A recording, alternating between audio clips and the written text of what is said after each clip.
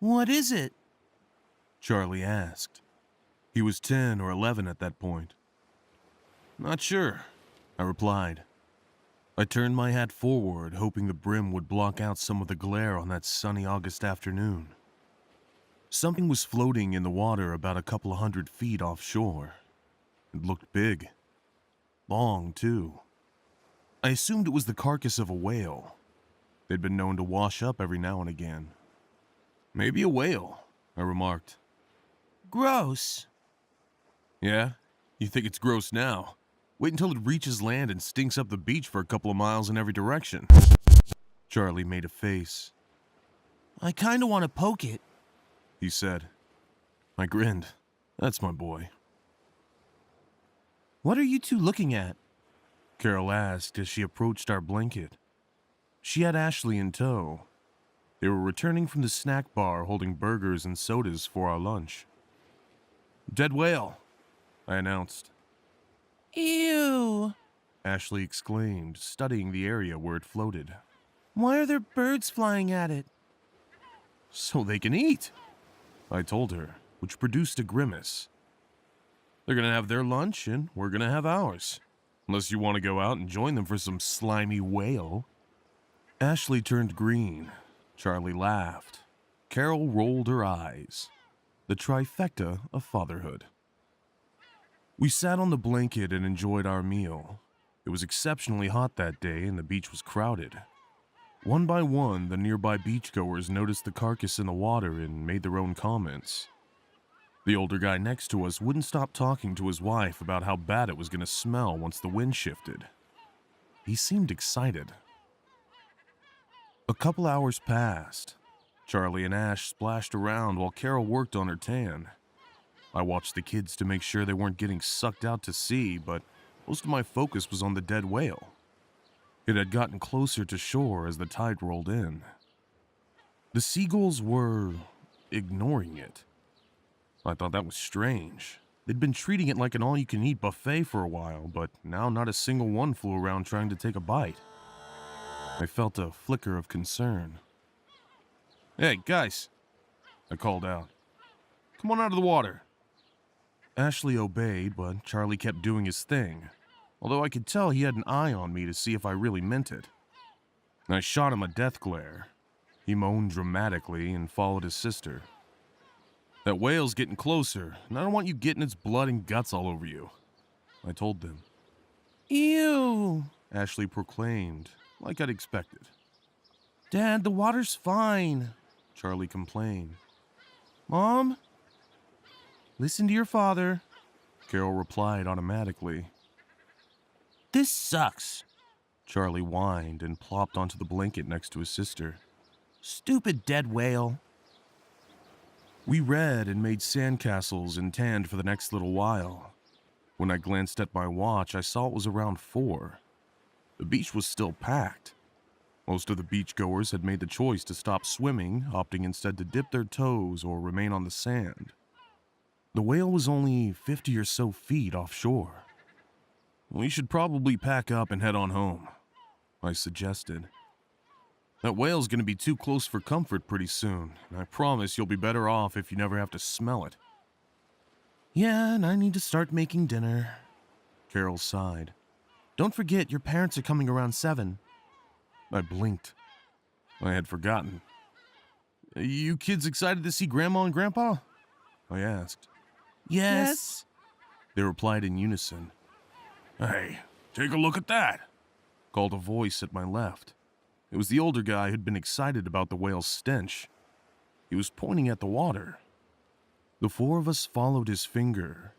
A mass of white feathers had washed ashore. What the heck? Carol said. She sounded perplexed. I stood up. A cluster of maybe 40 seagulls sat in a sodden heap in the sand. They were undoubtedly dead. Everyone nearby was whispering to one another. As we watched, a single gull swooped down and started to peck at the remains of one of its cousins. The people close enough to make out the details all let out a collective shudder when the bird tore an eye out of the corpse. It swallowed the morsel, flapped its wings, and flew away. Well, that was gross, wasn't it, kids? I announced. They didn't answer. They were watching the eye-eating bird. It flew in a lazy circle above the beach. It was flying as if it were drunk, flapping and swooping and trying to regain altitude. Then, without any ceremony, it fell out of the sky and landed on a drink cooler a few blankets away. Carol grabbed the kids. Come on, She insisted. you two were coming with me to take a shower. God only knows what that water had in it. Go with Mom, guys. I agreed. I'll be right behind you. Carol turned to me. Can you carry this stuff back to the car? We'll go after they're cleaned off. I nodded. My wife and kids trudged over to the showers. I could see they were already packed. This would take a while. I sighed and started gathering our things. Once it was all ready, I sat back down. I wasn't going to wait in the hot car while they cleaned off. I took a look at the pile of dead gulls.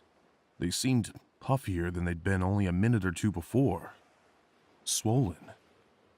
I assumed they were rotting because it was so hot out, but at the speed at which it was happening surprised me. My focus shifted to the whale. It looked like it hit a shallow spot.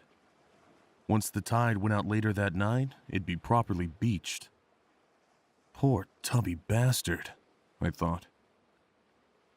A soft, wet popping sound caught my attention. It was taken by the wind, and I didn't know what had produced it. But then there was another, and another. It was coming from the dead birds. I stared at the mass of dripping feathers and dull eyes. Now the color red was bright and prominent against their white bodies. What the hell? I muttered as bird after bird popped and split in a small fountain of gore. The crowd around me grew animated. This shouldn't be happening, someone called.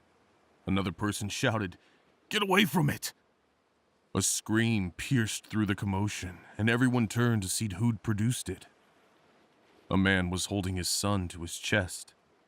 The kid was coated in gore and sand. Beside them were the devastated remains of the seagull that had fallen from the sky. It looked like they'd buried it in the sand and moved a few feet away, but the kid had been near the burial spot when the bird burst.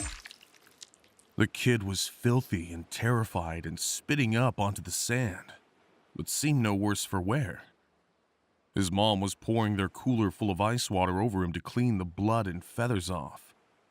He didn't seem to care for that sensation at all. I didn't blame him. The beach started to empty. In the distance, car engines roared to life. I glanced over at the showers. My family was behind another 3 or 4 families in line. Carol was yelling at Charlie about something. Better have her dealing with it than me, I thought. I folded my chair and wrestled all our belongings into my grasp. Carol, Charlie, and Ashley were almost at the shower. Charlie was scowling and rubbing his cheek. Carol must have laid a good one on him. Behind me, I heard a bizarre sound. It was like a massive sheet of rubber being stretched. I turned and dropped what I'd been carrying. The whale had swollen like an obscene balloon. Thick, dark fluid poured from the holes in its flesh, presumably made by the birds who'd pecked at it earlier. Oh, Jesus, fuck, I thought. That thing's about to pop. I'm gonna get soaked. I whirled around, covered my face, and screwed my eyes shut, waiting for the inevitable shower of rotting guts and hot blood. It didn't come. Instead, there was a different sound. Not more stretching and definitely not a pop. It was wet and repulsive, like jelly being sucked through a straw.